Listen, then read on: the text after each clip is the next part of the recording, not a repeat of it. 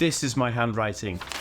Terrible. So I wrote a best-selling book in 2 weeks. In this video, you're going to learn exactly how I did that and why it's related to treadmills. Guys, do you ever wonder how long it takes to actually tarmac or asphalt pave an entire estate? Oh man, it's crazy. I'm looking out my window and I'm like, whoa, how long does it take these dudes, dude? ADHD, I'm always thinking, whoa, what's going on, everybody? Welcome back to the channel. If you are new around here, my name is Dan.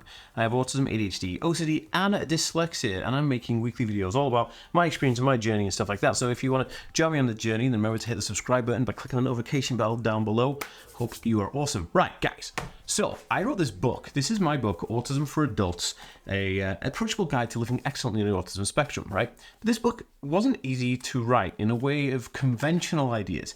And I'm going to get into all of that right now, but I basically wanted to write a book for a while on autism. I got the opportunity to, so I'm going to dive right into that. Okay, so about a year ago, I get this call from a publisher, and they're just basically like, hey, we love the work you're doing, Dan, and blah, blah, blah. Have you ever thought about writing a book? And I'm like, well, yeah, I thought about writing it. Maybe this is the time to do it. So yeah, the book publisher pretty much said, okay, well, this is the terms, this is how you do it. Are you interested? And I was like, dude, I'm totally interested. Okay, so this is where it kind of gets a bit crazy.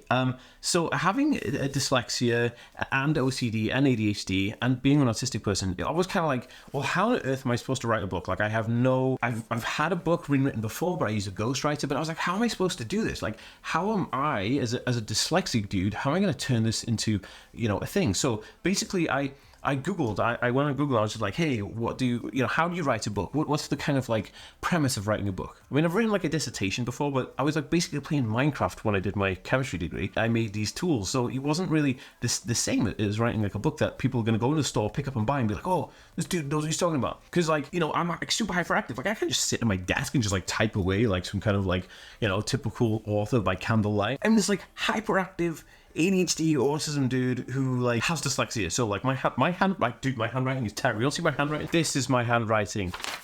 Terrible. So I was somewhere there at a loss where oh my god, what do I do? I decided I would Google it, find out typically how do people do it, and those things weren't really accustomed to me. I couldn't do it in those traditional ways. Regardless, time and tide wait for no man. It was fast approaching. The publisher had already said, hey Dan, here's a bunch of money, go and write the book. So I was like, dang, I have to actually do this. The clock is ticking. Damn, it's almost November and I haven't had anything written down. This is crazy. So I was like, I have to do this. I have to do this some way, and I have to do it fast, right? It just has to come. So I did it. I thought to myself, okay, I'll sit down.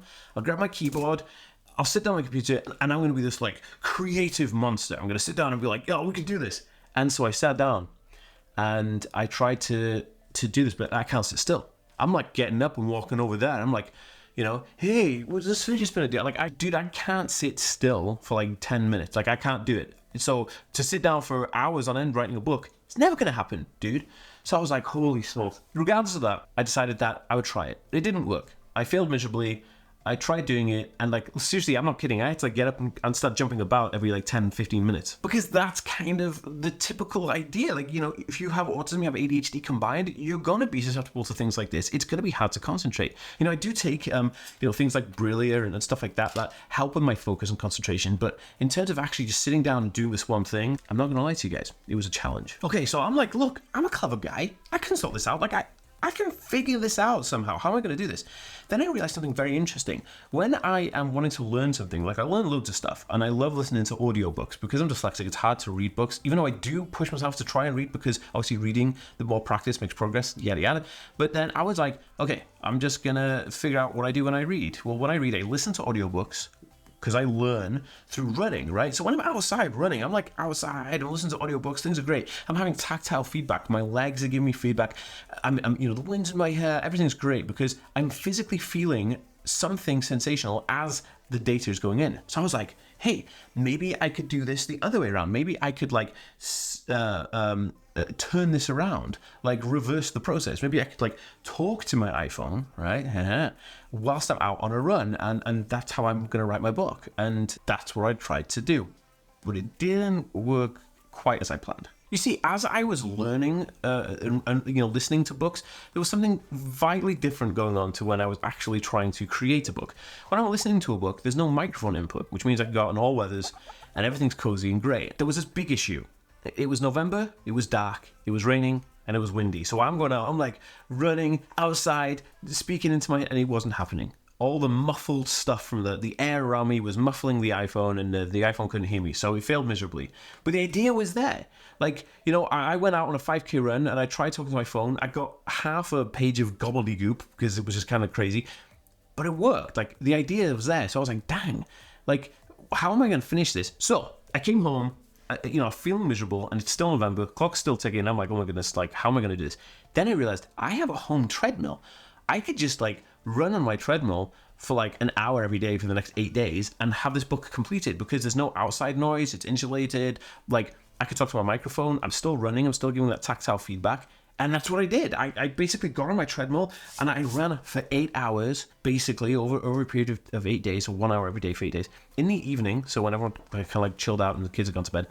And I did it. I sat there and wrote my book. So the result was that basically I had this book I'd written. Within 2 weeks, I'd had a completed manuscript, or as good as a manuscript, to give to my editors. I was like, holy smokes, I did it. I win. This was just groundbreaking for me, because I'd never really kind of come across a solution where I was like, this is it. Okay, so part 2 of that was I had to come back down, I had to sit back down at my desk, and I had to use an AI app called Grammarly. So I got all of the text and I dumped it into the AI app, and I said, you know, make this Grammarly correct and punctually correct. I was home free, the book was written, and it was punctually kind of like, it was there.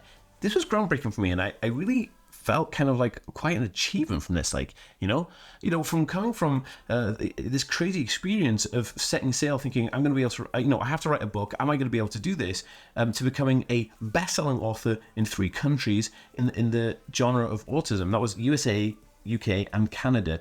And I did that all within 2 weeks of writing this book, or dictating this book, which was just crazy fascinating. So what can we take away from all this? You know, the feeling of awesomeness that I felt was almost overwhelming. Like, I was living proof that, like, you can literally do anything if you put your mind to it. Can you figure out a way around this?